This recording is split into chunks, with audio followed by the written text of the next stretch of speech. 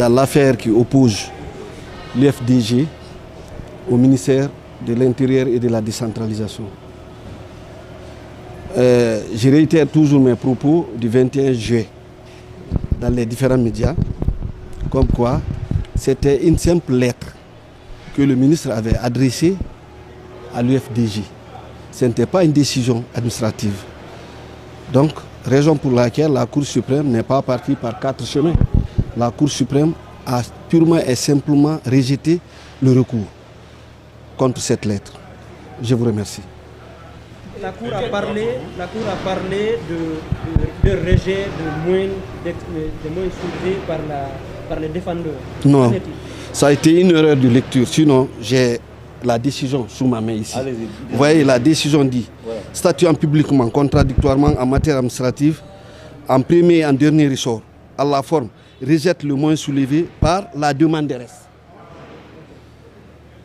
Déclare irrecevable le recours contre la lettre numéro 0834 MAT CAB 2025 du 27 juin 2025 du ministère de l'administration du territoire et de la décentralisation pour violation des articles 32 de la charte des partis politiques, 51 et 88 de la loi L 2017 numéro 003 AN du 23 février 2017 portant attribution, organisation et fonctionnement de la Cour suprême. Ordonne la confiscation de la caution au profit du trésor public, mais les dépenses à la charge du trésor public.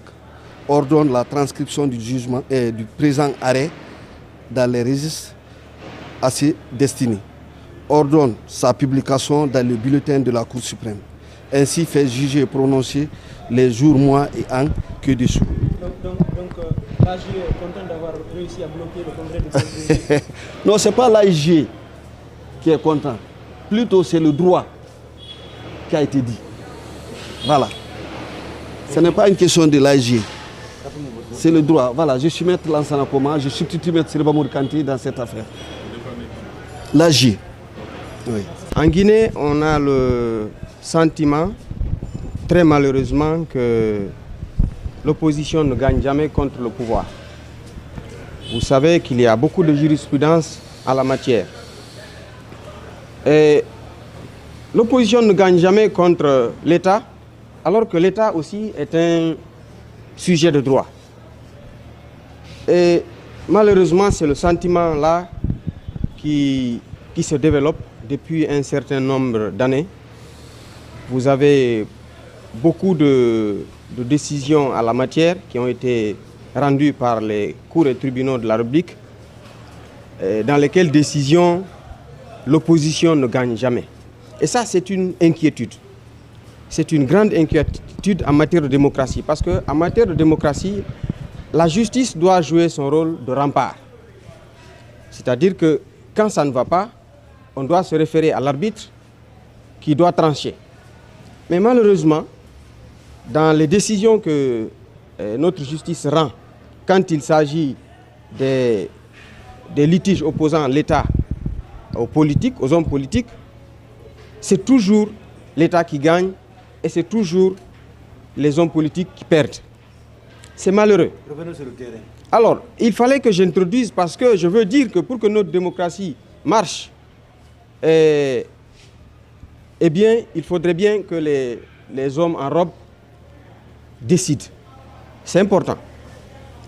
Et maintenant, par rapport à l'arrêt que la Cour suprême a rendu aujourd'hui, vous-même vous avez vu, on a tous suivi dans la salle, la Cour a dit qu'elle rejetait les exceptions soulevées par la défenderesse.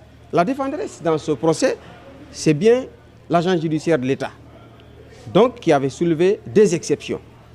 Et donc, c'est ce qui a été dit à l'audience dans la salle. Mais tout à l'heure, quand nous sommes allés au greffe, on a vu que c'était le contraire. C'est plutôt la Cour a rejeté le moyen soulevé par la demanderesse, donc par l'UFDG. Ça, c'est un problème. Parce que ça s'est passé devant vous de la presse. Alors, la Cour nous reproche d'avoir violé 3 articles. Et donc, a déclaré notre recours irrecevable. Quels sont ces 3 articles? C'est l'article 32 de la loi portant charte des partis politiques. Et curieusement, la Cour dit que ce n'est pas sa faute si elle n'a pas pu respecter le délai de 15 jours qui lui est imparti pour trancher dans cette affaire. Elle justifie cela par le fait que les avocats ont boycotté les audiences du 23 juin au 16 juillet. Et en même temps, la Cour dit qu'on a violé cet article 32. C'est ce que je ne comprends pas. Elle justifie le fait que l'article, elle a violé l'article parce que les avocats sont allés au boycott et elle nous impute la violation du même article. Ça ne va pas, il y a une contradiction. Le deuxième article que la Cour nous reproche d'avoir violé, c'est l'article 51. L'article 51 dit quoi? L'article 51, je précise, de la loi sur la Cour suprême. C'est cet article-là que la Cour nous reproche d'avoir violé. Que dit cet article 51? L'article 51 dit que l'huissier de justice, en signifiant le recours pour excès de pouvoir, doit, dans son acte, mentionner la disposition de l'article 52. Je ne sais pas si on se comprend. L'article 51 de la loi sur la Cour suprême dit que l'huissier, en signifiant l'acte, la requête aux fins d'annulation, il doit reproduire l'article 52 de la loi sur la Cour suprême. L'article 52 de la loi sur la Cour suprême impartit un délai de 2 mois à l'adversaire pour déposer son mémoire en défense. Donc, on nous reproche du fait que notre huissier n'aurait pas reproduit l'article 52 de la loi sur la Cour suprême. Alors, le troisième article qu'on nous reproche d'avoir violé, c'est l'article 88 de la loi sur la Cour suprême. Cette loi dit que le recours pour excès de pouvoir n'est recevable que contre les actes administratifs, les décisions administratives. Donc la Cour conclut en disant que la lettre du ministre n'était pas une décision de justice, mais que c'était une simple lettre qui demandait à l'UFDG de respecter ses statuts. Donc il n'y avait aucune contrainte. Et c'est la bonne nouvelle. Parce que nous, la lettre qu'on a lue, c'était une injonction. Et quand on parle d'une injonction en matière administrative, ça veut dire c'est un ordre précis et clair, un commandement de faire quelque chose.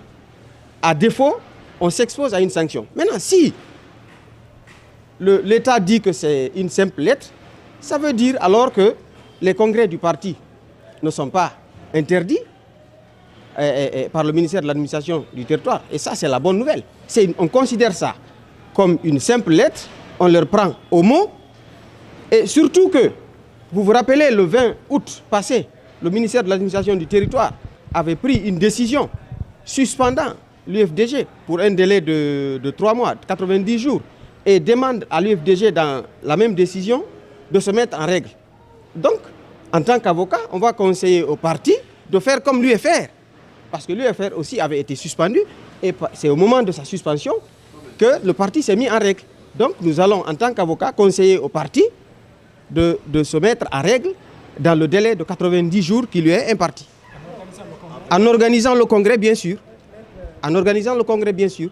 Les déclarations de l'AGE, la décision de la Cour suprême se recoupe.